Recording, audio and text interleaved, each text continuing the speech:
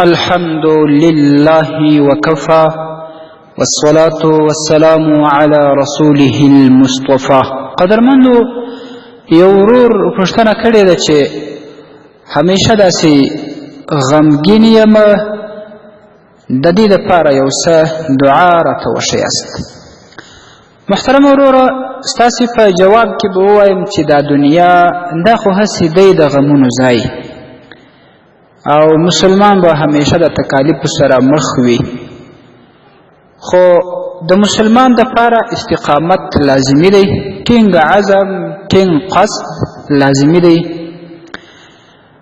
د دغې غم او تکلیف د لرې کولو دپاره فقهای کرامو یو څو لارښوونې ذکر کړي دي.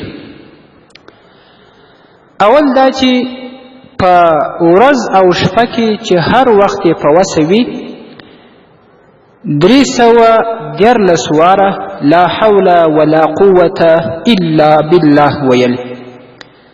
په دغه 24 ساعته کې چې هر وخت پیدا کوي وای دي، خو مقصد دا دی چې په دې 24 ساعته کې به 314 واره دغه ذکر پر کیږي چې لا حول ولا قوة الا بالله. او همداشان دویمه وظیفه دا به دواړې جاری ساتي، دواړې باندې به عمل کوي.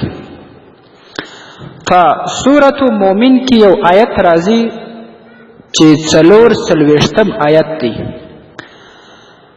نو هغه آیات یاده چې په دې 24 ساعته کې په یو وخت باندې 101 واره ویل، 101 ځله د آیت شریف ویل.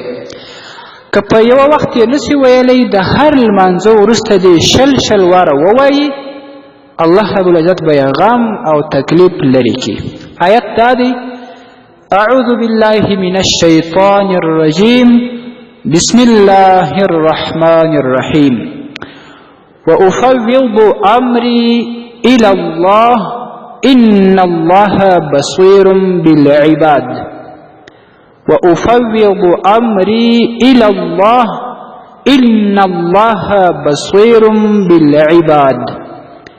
دغه آیت شریف 101 ځله په 24 ساعته کې ویل.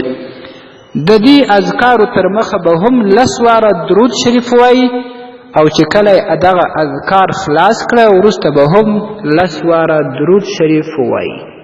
والسلام علیکم ورحمة الله وبرکاته.